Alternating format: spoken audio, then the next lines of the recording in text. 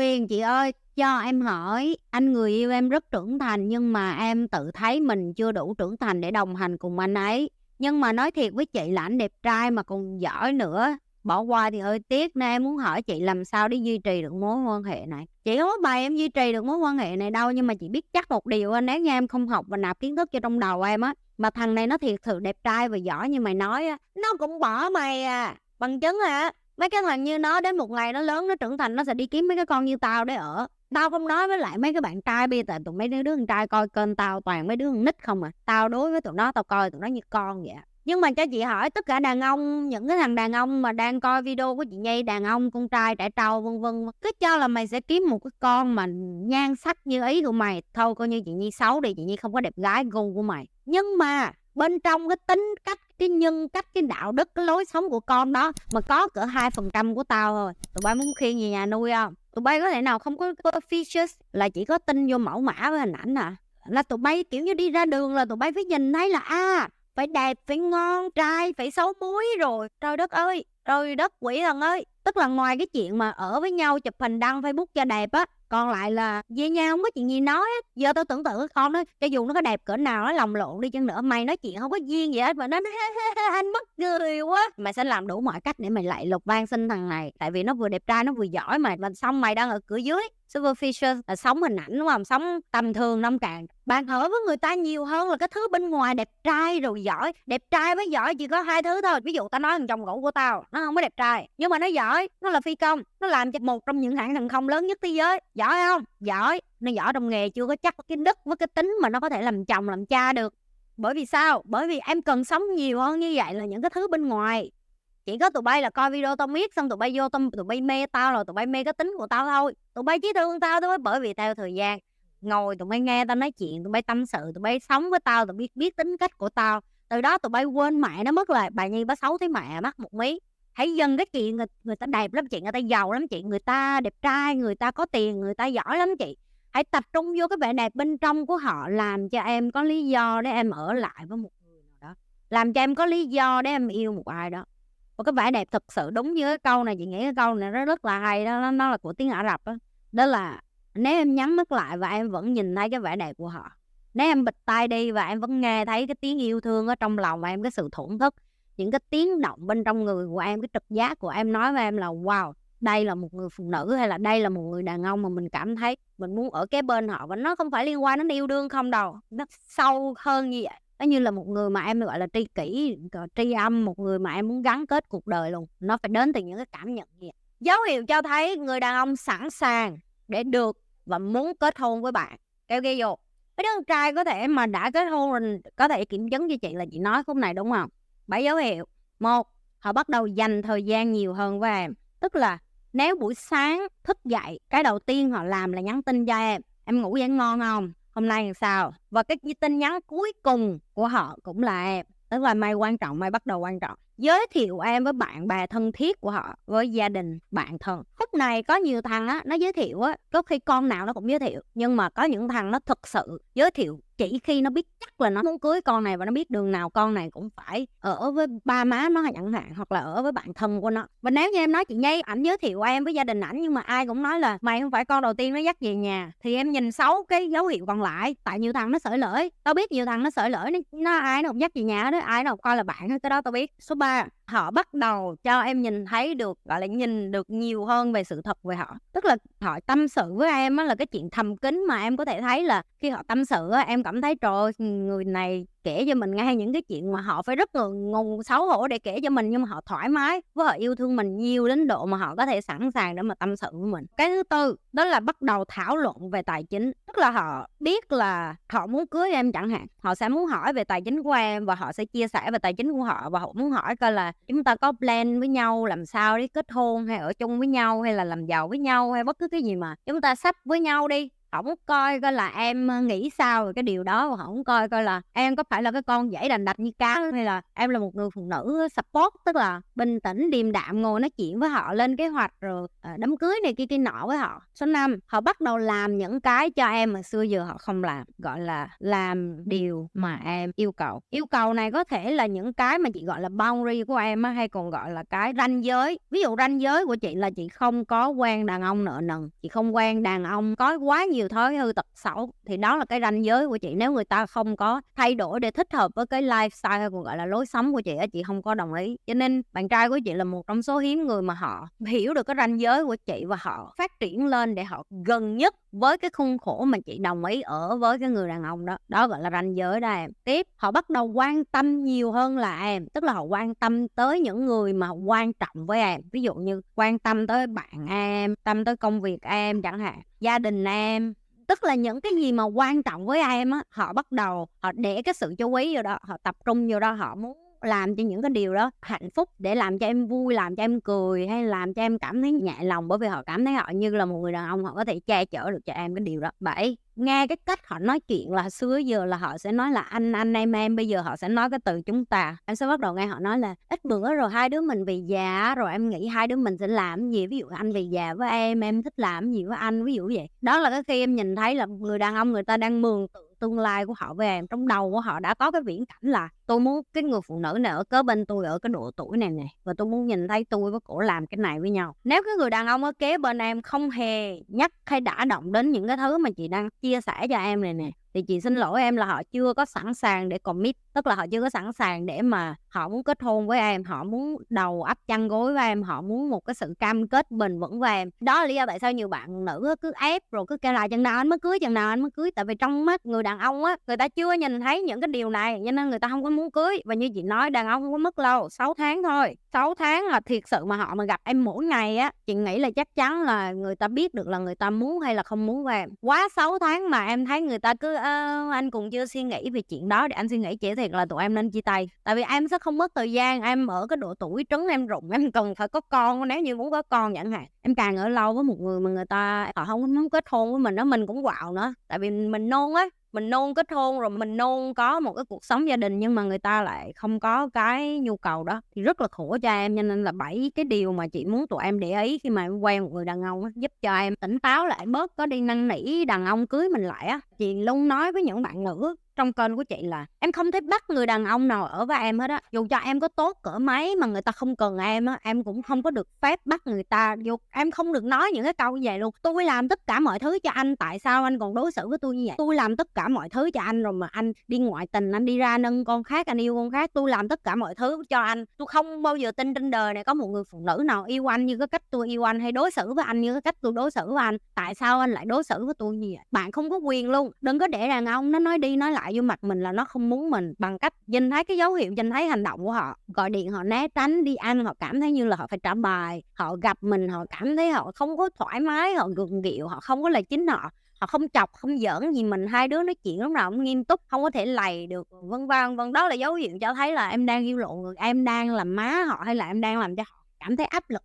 Cho nên là bánh bèo của chị vẫn câu cũ, tập trung vô bản thân. Thấy cái người mà họ hợp cả với mình đến thì nó sẽ đến, không đến thì cũng hơi buồn nhưng mà không sao. Nếu như từ giờ đến cuối cuộc đời của em, ông trời nói là em sẽ không bao giờ gặp soulmate, bạn tình trăm năm của em ở cái kiếp này, thì cái kế hoạch của em cho cái cuộc sống của em từ giờ cho tới lúc chết là như thế nào? Tại vì chị nghĩ là phụ nữ em đặt được câu hỏi đó cho chính em á, mà em vẫn cảm thấy hạnh phúc, em vẫn cảm thấy ổn, em vẫn cảm thấy yêu đời, em vẫn cảm thấy vui vẻ khi em có phụ nữ của em vẫn cảm thấy là cuộc đời em hạnh phúc. Có nghĩa là em sẽ thu hút những người đàn ông tự tin. Tụi em phải hỏi mình cái câu đó. Ví dụ như chị quen bạn trai, chị lúc cái thời điểm gì nói rồi mà chị chỉ muốn nuôi con, mà chị chỉ muốn làm mẹ đơn thân thôi. Tụi bay coi video của tao mấy tháng trước thôi, mấy năm trước tụi bay biết rồi, tao happy khi làm mẹ đơn thân, tao đâu đi tìm kiếm bạn trai đâu. Nhưng mà ông trời á, đúng thời điểm ổng thả nó vô háng mày là ổng thả à. Đàn ông kết hôn hay không không liên quan đến em. Đàn ông kết hôn cần nhiều yếu tố. Thì yếu tố thứ nhất, nó phải đang khỏe mạnh và đang trong cái độ tuổi xung xích. Yếu tố thứ hai, tài chính của nó đang vững mạnh, nó cảm thấy nó không bị stress về công việc. Yếu tố thứ ba, em đến đúng lúc, đúng thời điểm. Yếu tố kế tiếp, em không tạo drama cho nó. Nó ngồi mỗi ngày nó yêu thương em, nó ở với em, nó cảm thấy trời ơi mình có thể ở với một người phụ nữ bình yên này cả đời. Bởi vì những cái yếu tố kia nó đang đạt được nữa. Cho nên mày chỉ đến đến đúng lúc, đúng người, đúng hoàn cảnh. Nhưng mà đúng người, đúng hoàn cảnh này nó cũng phải liên quan đến cả cái thằng này nó cũng đang đúng hoàn cảnh của nó trong sự nghiệp nữa. Đó là lý do tại sao có mấy con bánh bèo chị em yêu ảnh 7 năm ảnh không cưới, ảnh quen con đó 9 tháng ảnh cưới, bởi vì nó đúng người, đúng thời điểm. Cái thằng này nó không có stress, sự nghiệp nó lên rồi, có khi mà giúp thằng này xây sự nghiệp lên xong rồi, nó không có còn bị vướng bận nữa, nó đang rảnh, nó đang bình yên, con đó nó đến đúng lúc, thằng này nó muốn có vợ hết, nó đang thèm con, nó tới cái tuổi, tụi bay phải hiểu nó giống như là cái miếng ghép vậy đó, tất cả mọi thứ phải khớp ngay cái lúc đó thì cái thằng đàn ông nó muốn có vợ, nó không liên quan đến mày cho nên khi nó ở với mày rồi, những cái miếng ghép đó nó bị đi ra á, chán. Tụi bay cứ sáng tối phân tích đổ lỗi có phải vì em không, em có nên nói và ảnh nên ở vì con, mày không nói được ai hết á. Nói là một trong những cái thứ overrating. Overrating là cái gì? Là làm quá, nói rất quan trọng. Không, tụi em luôn muốn đi dài tay và chỉnh sửa đàn ông. Tụi em phải coi nó là duyên và đến một cái lúc phát triển đủ. Hết phát triển rồi, hết nắm tay nhau rồi thì phải đủ trưởng thành ngồi lại nói chuyện. Tụi bay sáng tối muốn kéo, muốn giữ đàn ông để làm cái gì? Mất thời gian. Mày chết mày đâu có đem theo cái thằng đó được đâu. Em có thể nói thẳng với ảnh là anh ơi em cho anh thêm 6 tháng để chúng ta đi gặp chuyên gia tâm lý rồi bàn về cái chuyện làm sao để giải quyết cuộc hôn nhân của mình. 6 tháng tới không giải quyết được rồi em nghĩ anh và em phải bàn tiếp là làm sao cho con được làm sao. Mày muốn giữ chồng, mày muốn con, mày có cha thôi chứ thằng đó nó đâu có có. Tụi em biết một trong những thứ tôn trọng đàn ông á cũng là gọi là để cho họ đi đó em. Đó cũng là một cái hình thức tôn trọng. Tại vì em giữ họ, em chỉ làm cho em tồi tàn, tầm thường và kém cỏi trong mắt họ thêm. Tại vì họ cảm thấy em quá yếu đuối để em phải bu bám theo họ. Em cho họ một cái cuộc nói chuyện rất là thương thảo. Rất là em cảm thấy là mình đến một cái chừng mực như vậy rồi. Anh có nghĩ là chúng ta cần giải quyết với nhau lần 1, lần 2, lần 3 đến lần thứ 3 không được thì em cũng phải đủ dũng khí em đứng lên em đi chứ em làm gì em nhây với đàn ông chi vậy. Lặp lại nghe, đàn ông kết hôn hay không không liên quan gì đến em. Những cái yếu tố này là những yếu tố làm cho họ sẵn sàng kết hôn. Và sự nghiệp là một trong những cái ảnh hưởng rất là lớn. Đàn ông không có sự nghiệp họ không muốn ở với ai hết á, họ muốn cưới ai hết á. Họ cảm thấy lo lắng mỗi ngày, họ cảm thấy họ không lo được cho người phụ nữ của họ, họ không muốn kết hôn. Nhưng mà sự nghiệp đang lên, tiền hàng tháng đang vô, cảm thấy mình tự lo cho mình được, tự lo được cho gia đình mình được, ba má mình được. Thậm chí ba má nó đang bệnh cũng đừng nghĩ đến chuyện nó cưới mày. Thậm chí nhà nó đang cãi lộn, đập phá rồi chiến tranh về đất cát cãi cọ nó cũng là không muốn cưới mày. Tất cả mọi thứ nó phải đúng khớp thời điểm, người đàn ông phải cảm thấy rất bình yên và ổn định tại thời điểm đó để họ cảm thấy ok đây là lúc sẵn sàng để mình có vợ. Nhưng mà cũng tại thời điểm đó thôi, sau đó kết hôn về họ có con, họ có vấn đề, họ có nhiều thứ khác trong xã hội, cái nó kéo họ đi tiếp, không liên quan đách gì hết. Có rất là nhiều đứa đi vô, em quen ảnh 10 năm mà tự nhiên anh bỏ em, ảnh nâng con nó mới 6 tháng ảnh cưới. Đúng rồi, éo liên quan đến bạn. Không phải là bạn 10 năm, 20 năm, 30 năm hy sinh cho một người đàn ông, không liên quan đến bạn. Liên quan đến là cái chuyện người đàn ông này là cái người đàn ông đây là cái thời điểm của họ, họ phải đi thì họ phải đi, họ phải ở thì họ phải ở. Có những cái break up nó lại là cái blessing, các bạn có biết không? Có những cái cuộc chia tay nó lại là một cái điều may mắn. Các bạn phải nhìn theo cái phương diện đó. Đối với Nhi, cái chia tay của Nhi là một cái may mắn. Và các bạn cũng phải thấy may mắn bởi vì Nhi chia tay chồng cũ của Nhi. Bởi vì nếu như không có chia tay chồng cũ của Nhi, kênh YouTube Nhi Lê không thể nào mà được lên như vậy. Kênh anh Túc Nhi Lê có Nhi không thể nào mà lên như vậy, không thể nào mà nhiều người biết đến Nhi như vậy, và không thể nào đếm xuể hết là bao nhiêu người Nhi có thể tập trung dạy học để Nhi có thể thay đổi cuộc đời của họ. Ông trời không phải dẹp Nhi cái con đường kia để Nhi tập trung vô sự nghiệp của Nhi để Nhi có thể giúp lại đời lại. Các bạn phải nhìn đó là một cái blessing. Chưa chắc giữ chân một người đàn ông tức là bạn đang làm một cái điều mà bạn nghĩ là tốt cho con bạn gì. Nhưng em cần dạy con nha, con nhé lớn là nó cũng biết à. Nó thà ở với mẹ không thôi. Con nhé không muốn đi gặp bên kia luôn. Một năm thằng chồng cũ nhé gặp con nhưng có đúng một lần thôi, mà con như một tuần mà nó biết là chuẩn bị cuối tuần này nó phải gặp ba nó, là nó nói mẹ có thể nào không đi không? Mẹ con không muốn đi đâu mẹ ơi, mẹ có thể nào nói là đừng có đón con không? Trời ơi con lại trời cho ổng trẻ cho mẹ đừng có thả con đi. Nó tội nghiệp như vậy luôn, nó không muốn đi luôn. Tại vì ở với mẹ quá sướng nên nó không có muốn đi qua bên kia, rồi người ta nói xấu mẹ nó, rồi người ta dựng chuyện về mẹ nó cảm thấy bực bội,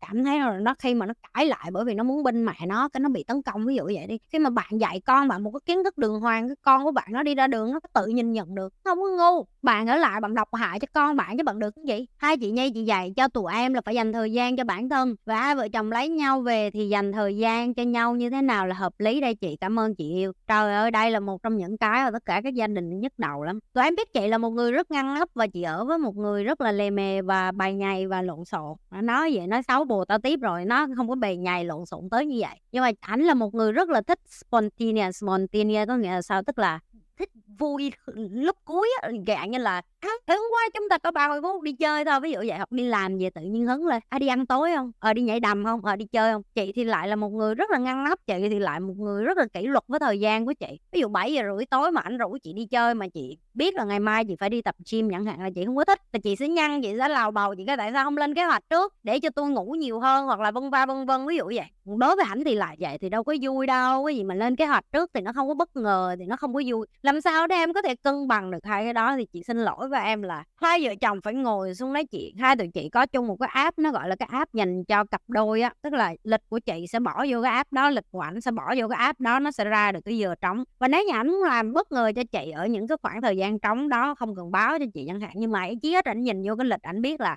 con Nhi nó có mấy tiếng này rảnh nè, mình cũng có mấy tiếng này rảnh nè, ok mình thích làm bất ngờ cho bạn gái mình chẳng hạn. Hoặc là chị nhìn thấy có cái lịch trống đó chị sẽ nhắn cho ảnh, chị nói là cái lịch này trống nè, anh có muốn đi massage với em hông? Anh có muốn đi ăn với em hông? Hay là anh tất cả sự lãng mạn hay là dành thời gian cho nhau, nó đều phải có sự sắp xếp và chuẩn mực của cả hai người cùng ngồi xuống để nói chuyện với nhau để giao kèo. Tại vì nhất là khi mà tụi em kết hôn, tụi em còn nhiều cái bận nữa, ví dụ bận cho con cái, bận cho bạn bè hai bên, nó có bạn nó, chị có bạn chị, đồng nghiệp nó có đồng nghiệp nó, chị có đồng nghiệp. Dành thời gian cho nhau nó là một cái sự cam kết, một tuần phải có được mấy tiếng với nhau, phải dành thời gian hẹn hò bao nhiêu tiếng, và khi hẹn hò đó phải thực sự là hai đứa với nhau, rồi ăn ở đâu, nhà hàng ở đâu, đồ ăn ở đâu, tất cả những cái này đều là sự sắp xếp hết. Bất ngờ cũng được nhưng mà bất ngờ phải trong cái khuôn khổ là cái giờ đó con Nhi chắc chắn là nó có thể đi được, chứ không phải ví dụ nó muốn bất ngờ mà ngay lúc đó chỉ có họp khẩn cấp chẳng hạn, đâu có được đâu. Đây là cái mà hai vợ chồng phải ngồi xuống, phải lên một cái bảng rõ ràng, phải hiểu được là mình muốn cái gì, rồi hai vợ chồng muốn cái gì, hai vợ chồng tụi bay có nhu cầu gì. Cái app đó tên là gì? Để chị mở cái app ra cho đọc cái tên cho nghe. Cái app nó tên là Cubla, Cubla.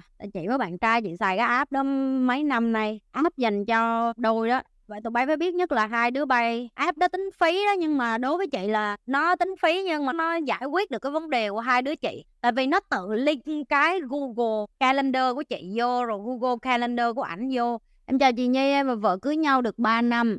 Hiện tại em biết được vợ em ngoại tình, vợ em có xin tha thứ. Em có nên cho vợ một cơ hội để làm lại hay không hả chị? Em buồn và cũng không biết nên làm sao vì hai vợ chồng cũng đã đi với nhau qua nhiều khó khăn. Mong chị Nhi cho em lời khuyên, em xin cảm ơn Nhi. Là trai là gái hay cái gì miễn là con người thì em vô đây á, em chia sẻ với chị cái chuyện đó. Đầu tiên là chị xin lỗi là em phải trải qua cái chuyện mà không có một người nào kết hôn muốn trải nghiệm. Chị từng ở vị trí đó nên chị hiểu. Chị không biết em với lại vợ em đã có con với nhau chưa, tại vì có con rồi nó sẽ rất là khó để mà chỉ nói một cái chuyện là vợ ngoại tình rồi tha thứ rồi ở lại, thì có con nó lại là một cái chủ đề khác nữa. Chị nhớ chị đã từng chia sẻ cái này rồi, nếu kiếm lại chắc cũng phải chị chia sẻ 2 năm về trước về cái vụ vợ ngoại tình. Trên đời này có đàn ông tốt và có đàn ông xấu, thì đàn bà cũng vậy nha mọi người. Cũng có mấy cái con không có ra gì, Nhi là phụ nữ, Nhi không có bên phụ nữ mọi người. Nhi lôi ra hết á, đường nào cũng phải học hết á, trai gái gì cũng phải học. Với Nhi không có giới tính ở đây, với Nhi không có trai gái BD gay, là con người là phải học để sống trên đời này. Đối với Nhi cái nguy hiểm nhất là bạn không có học để hiểu được là tình dục nó là một phần tất yếu trong mối quan hệ. Nó giống như ăn vậy đó, nó giống như ngủ vậy đó. Bạn đã yêu nhau thì bạn phải học cách quan hệ với nhau luôn. Nhưng mà có nhiều người trong sâu thẳm họ quan hệ tình dục nó vẫn là cái mà quyết định đến chuyện là người này có chung thủy với mình hay không, người này có thực sự trọn vẹn với mình hay không. Tại vì bạn không nấp cái quần dưới háng được ai, hay bạn không nấp được cái giường ai để mà khẳng định là bạn sẽ không bao giờ ngoại tình hay chung thủy giống như một ai đó. Cái mà chỉ luôn dạy trên kênh của Nhi đó là bạn phải học để bạn có thể kiểm soát bạn tốt nhất. Chị xin lỗi em phải trải qua cái chuyện là một người nào đó chọn hành động của họ nhưng vô tình cái hành động của họ tổn thương em. Mình sẽ nói là họ chọn làm cái điều đó, họ chọn là tụt quân họ để cho một người đàn ông khác được nhét cái cờ đó vô. Chị sẽ không khuyên em là nên ở hay nên đi. Nói cái tới đây thì nghe nó cái hơi chừng hững, nhưng mà chị nghĩ là nếu em coi hết kênh của chị, em chắc chắn có câu trả lời. Hôm nay giống như tâm sự hai chị em hơn là khuyên cái gì, tại vì cái câu này chị biết chắc chị trả lời rồi. Nếu như chị nhớ chắc chắn, chị nhớ là có bạn nào hỏi rồi, chị bày cho nó là tiền rồi chuẩn bị ly dị này nọ. Hôm nay chị sẽ không khuyên cái chuyện ly dị nữa, nên chị sẽ nói với cương vị là người đã từng trải qua cái cảm giác đó. Tại vì có những người ta đi qua therapy, tức là nhờ cái cơ hội là họ ngoại tình này, họ mới đi gặp bác sĩ tâm lý, rồi họ mới chữa lành, hai vợ chồng mới xây lại một cái gia đình mới. Có thành công chứ không phải không, nhưng không có nói là không có. Nhưng mà cái xác suất thành công đó nó đòi hỏi cả hai người cùng quyết liệt ở lại để giữ. Em với vợ em mới có 3 năm, nó rất là ngắn. 3 năm với một con người nó không là gì hết. Khi mà cái tình dục nó đi qua rồi bây giờ mới là cái khó. Chị hay giỡn mà làm sao để mà hết cái linh đỉnh, hết cái sướng, hết cái lòng tình đó mà vẫn có chuyện để ngồi nói với nhau, vẫn có chuyện để phát triển với nhau, vẫn có cái để ở được với nhau, vẫn có cái để hạnh phúc được với nhau. Nó rất khó tại vì nó là cả hai người phải cùng bỏ work, tức là phải bỏ hành động xuống, phải bỏ học tập xuống, phải bỏ kiến thức xuống, phải kết nối với nhau nhiều rồi còn phải học giao tiếp với nhau nữa. Các bạn mà không học giao tiếp với nhau, các bạn không thể ở được với nhau. Tại sao chị nói em coi hết video của chị nghĩ em sẽ có câu trả lời. Tại vì chị muốn em bắt đầu thương em, chị muốn em bắt đầu quan tâm đến mình giống như là một người mà cũng xứng đáng được chăm và yêu thương. Không biết Đại có coi được cái video này của chị Nhi không? Tại vì có nhiều khi tụi em gửi câu hỏi lâu rồi mấy bạn mới gửi vô cho chị á. Buồn thì buồn nghe, em khóc thì khóc nghe. Chơi phá quậy gì cũng được. Nhưng mà xuống đáy lâu chừng nào rồi thì cũng phải tự đem bản thân mình lên nghe không? Đừng có quên là like, share và subscribe cái kênh của Nhi. Nếu các bạn coi hết video của Nhi và thích những cái điều Nhi đang làm, tiếp tục lan tỏa cho những người khác.